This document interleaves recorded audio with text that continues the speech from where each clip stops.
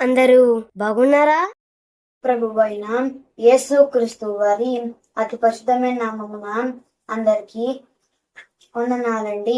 అందరూ బాగున్నారా? పరిశుద్ధ గ్రంథముల నుండి మనము దేవుని లేఖనములను ధ్యానం చేద్దామండి. మత్తయి సువార్త 4వ అధ్యాయము 10వ వచనం చదువుకున్నాం. యేసు వానితో సాతానా పొమ్ము, ప్రభువైన నీ దేవునికి మ్రొక్కి ఆయనను మాత్రమే సేవింపవలెను. చదవబడిన లేఖన భాగం దేవుడు తన ఆత్మ ద్వారా వచ్చి దీవించబడినట్లుగా చిన్న ప్రార్థన చేసుకున్నామండి. పరిశుద్ధులైన తండ్రి, ప్రేమ నమ్మకం కలిగిన మా దేవ, నిఘనమైన ప్రభువ, మీకే వందనములు చెల్లించుకుంటున్నాం. మరియు వాక్యం చెప్పుటకు మీ సహాయమును బలము దశమని సహాయం చేయమని ప్రతి ఒక్కరి వాక్యం ప్రభువ జాగ్రత్త ఉండటకు, ఈ వాక్య గైకున్నటకు వేరే వాళ్ళకి సహాయం దర్శనమని దీవించమని అలానే ప్రభు మా రక్షకుడు యేసుక్రీస్తు వారి నామంలోనే అడిగి పెడుకుంటున్నాం మా పరమ తండ్రి. ఆమేన్. ఆమేన్.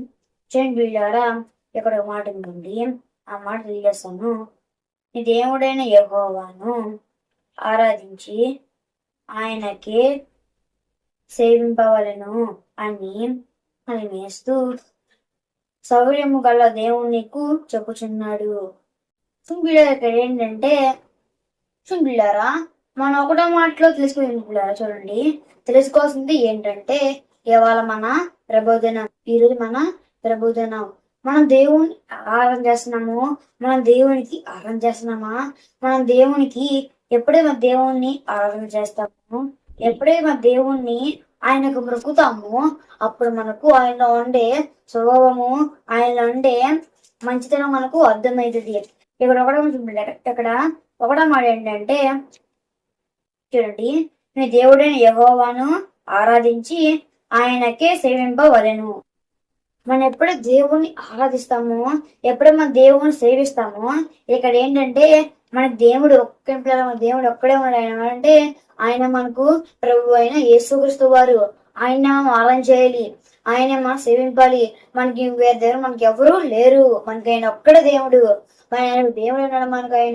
ఆయన మనకు అసలు భాగ్యాన్ని మనకు ఇచ్చాడు.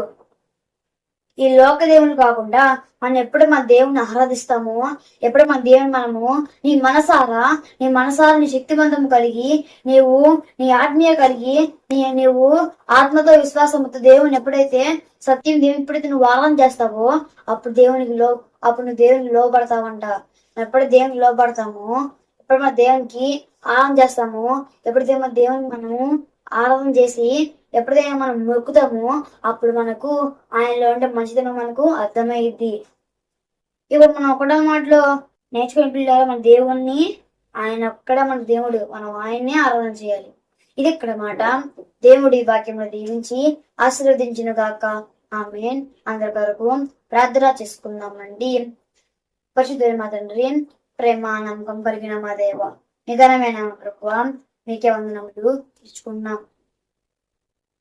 ప్రతి ఒక్క ప్రభుత్వం ఆరాధన చేయటకు మీరే వాళ్ళకి సహాయం దయచేయమని దీవించమని ఈ రోజు ప్రతి ఒక్క మిమ్మల్ని ఆరాధించి ప్రభావ సేవించి ప్రభావ ప్రతి ఒక్క ప్రభావం బల్ల చేయి వేసి ప్రభావ నన్ను వాళ్ళకి ఆరాధన చేసే భాగ్యాన్ని వాళ్ళకి దయచేయమని సహాయం చేయమని, ప్రతి ఒక్క రక్షణ పొంది ప్రభావ మిమ్మల్ని ఎవరైనా ప్రభావ ఆరాధన చేసే ప్రభావ మనస్ఫూర్తిగా ప్రభావ వాళ్ళన్న భయం మొత్తం మీరు పోగొట్టమని సహాయం చేయమని, ఈ ఆరాధన ప్రభావ వాళ్ళ దిగులన్నీ పోగొట్టకి మీరే వాళ్ళకి సహాయం దయచేయమని దీవించమని, ఈ వాక్య ప్రతి ఒక్క ప్రభావ వాళ్ళు కాకుండా ప్రభావ చాలా మంది మిమ్మల్ని ఆరాధన సహాయం ప్రతి ఒక్క ప్రభావం ఆరాధన చేసి ప్రభావ మిమ్మల్ని వేడుకుంటకు మీరే వాళ్ళకి సహాయం దయచేయమని దీవించి ప్రతి ఒక్క ప్రభావం వాళ్ళు సేవించడానికి మీరే వాళ్ళకి సహాయం దయచేయమని దీవించమని మీరే కాపాడమని అప్పుడు ప్రభు మా రక్షకుడు యేసుక్రీస్తు వారి నామములోనే అడిగి వేడుకుంటున్నాం మా పరమ తండ్రి.